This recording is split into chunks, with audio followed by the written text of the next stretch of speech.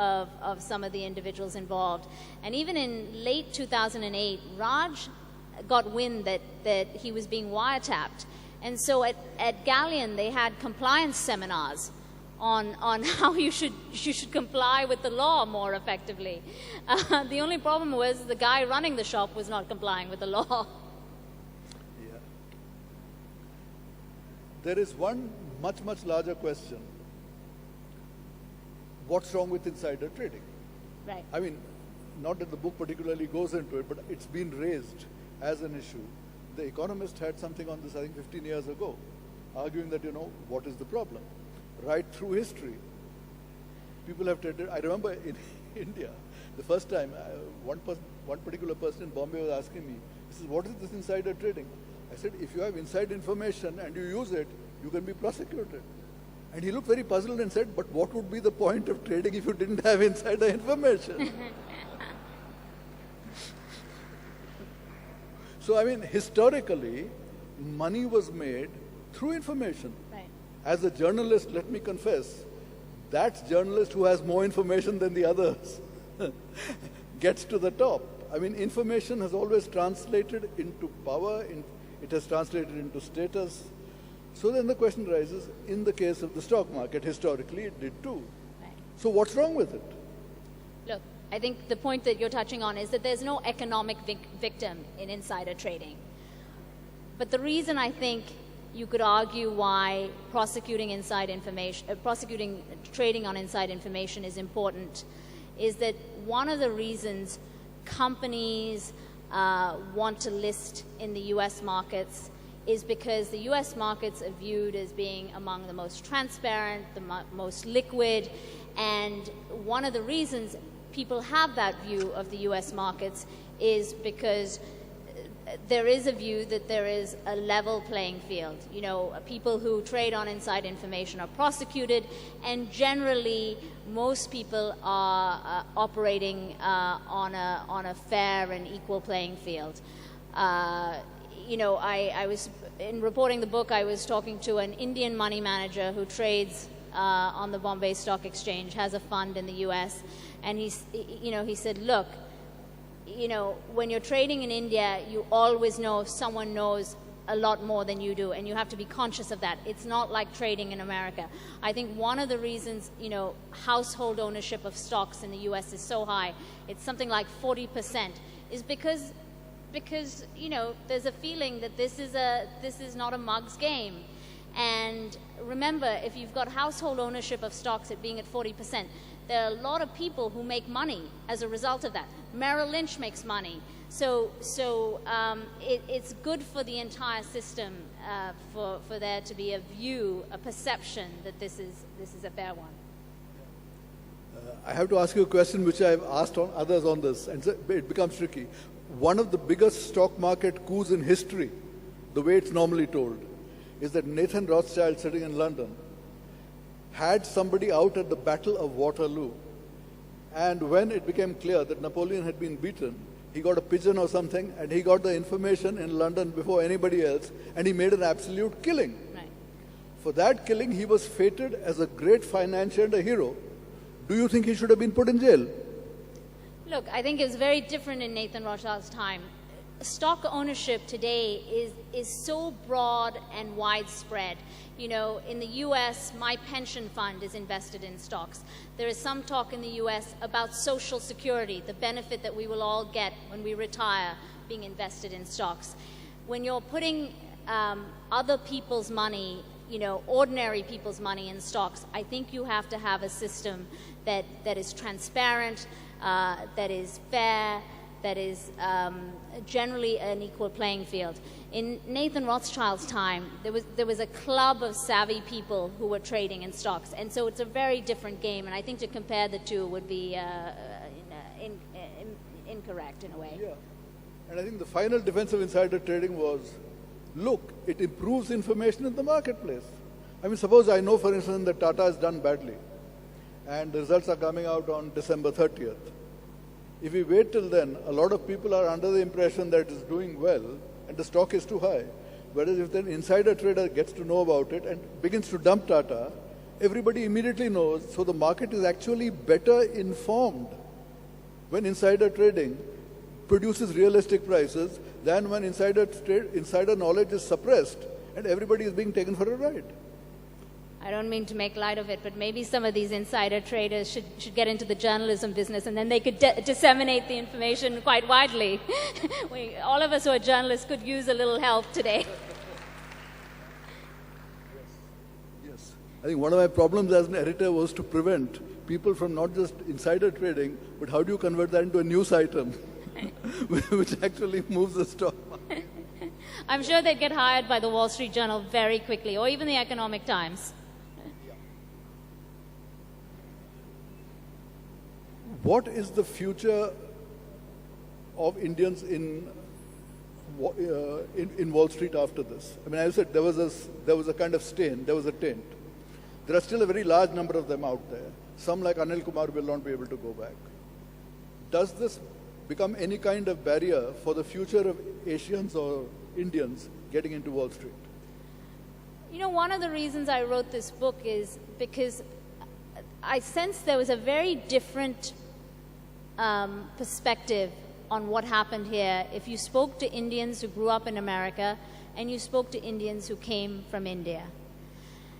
And I think for the Indians who grew up in America, the future is very bright because they really are the Preet They walk and talk the American game. You listen to some of them. I spoke to a group of South Asian lawyers at the South Asian Bar event a few weeks ago.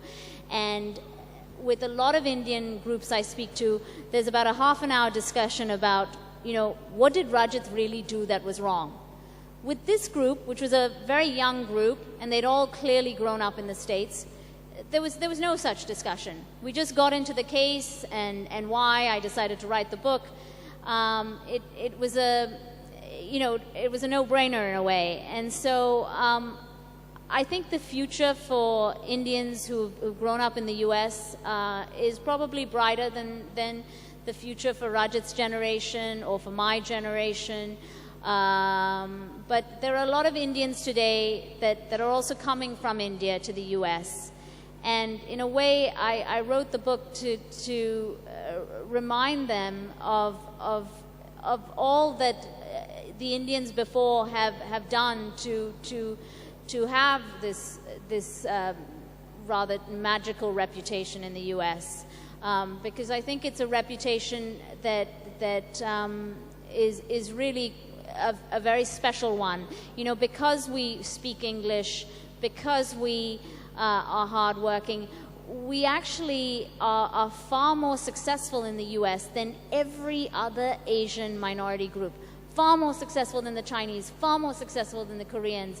And that's a legacy that we need to keep in mind, you know, every day, you know, when we work and go about our daily living. Yes, as you say, you know, the Indian diaspora is now 3 million strong, starting from very little in the 1960s. Right. Rising extremely well off in terms of income, extremely well connected. It's in all the things that matter. It's in academia, it's in Wall Street, it's in Silicon Valley, it's in politics. Therefore, in some ways, is it capable of becoming a very major foreign policy asset of India? For Israel, of course, the Jewish lobby is an enormous asset. For the Greeks, I mean, the Greek community is not that large. Right.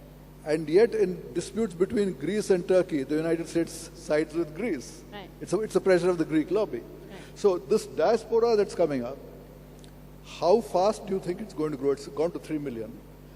Do you think, at which point do you think it will become so substantial that it becomes a foreign policy asset, moving relations between the two countries? I mean, I think it's already become a foreign policy asset. You know, I opened the book with this very important dinner in November 2009.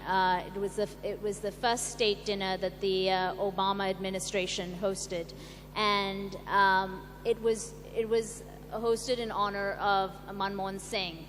And the importance of this dinner cannot be underestimated. I mean, when you think back to, you know, when I was growing up in the Nixon era, and the relationship, the closeness, between the U.S. and China, and where we were here, that Barack Obama decided the first state dinner was going to be to India. And for the book, I spoke to the former U.S. ambassador to India, Timothy Roma, and he said it was no accident that the administration had picked Manmohan Singh, because they saw India as a very important force in checking China in this Asian region.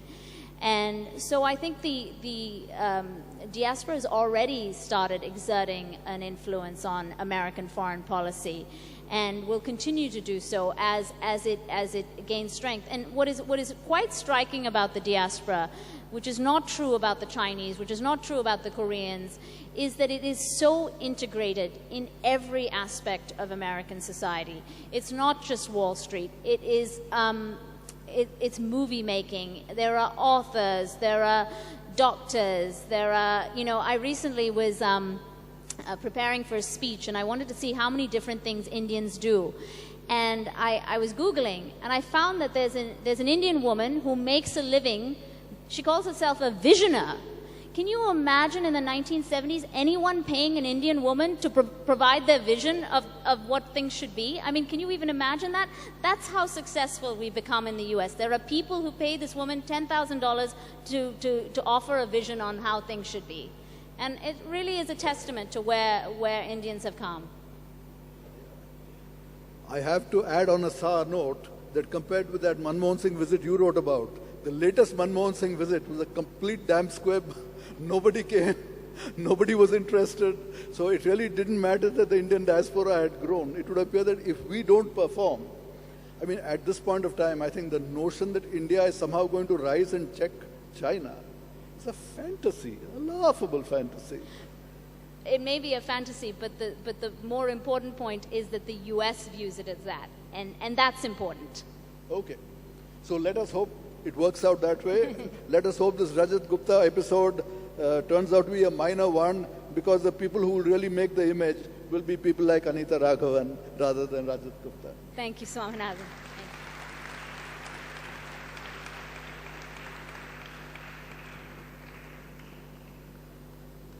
Could we invite questions?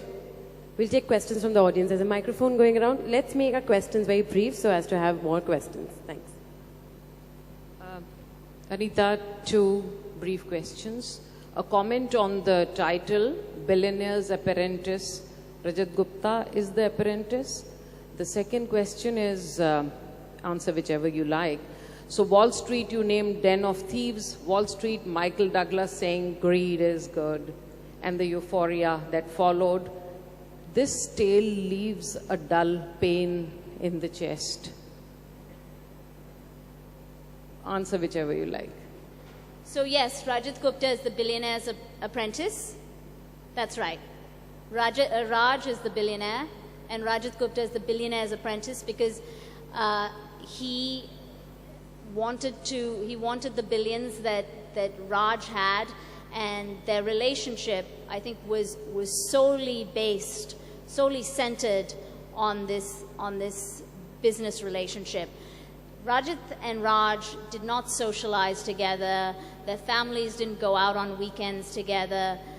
It was purely a commercial relationship. It was a desire on Rajat's part in the 7th decade of his life to parlay all the contacts he had in his Rolodex into something monetizable. I mean, if any of you were here for the Hanif Qureshi lecture, the session before, Hanif, on many occasions, talked about how, when writers, get together, all they talk about is money. Let's not be Pollyannish about it. I think, money does make the world go round, and, as high-minded as Rajat was, I think he had come to a point in life where he wanted money. An apprentice learns from the master. Apprentice is supposed to learn from the master. That's right. So I was just wondering about the choice of word. Yes, he was trying to learn from Raj, the master. Yes. question. Can we say that because both of these guys were able to trick Warren Buffett, so this was more of a vindication because that's exactly what happened on that day, and Warren Buffett was really tricked that way. I didn't hear the question really. Mr. Raj Ratnam, and they tricked Mr. Warren Buffett. So was it that the reason that they were, it was vindication against them? Rajaratnam did what to Warren Buffett? They tricked him that day. You know, that was the talk when he was supposed to invest in Goldman Sachs, and suddenly this thing came up. Yeah, Warren Buffett invested in Goldman Sachs. Exactly. So these guys tricked him into investing into this. Was it the reason why this vindication happened? Because they were the guys who, played the game for him. I don't think I understand the question at all. They tricked him into investing? Into Goldman Sachs that way. They were supposed to come and save the company. You know?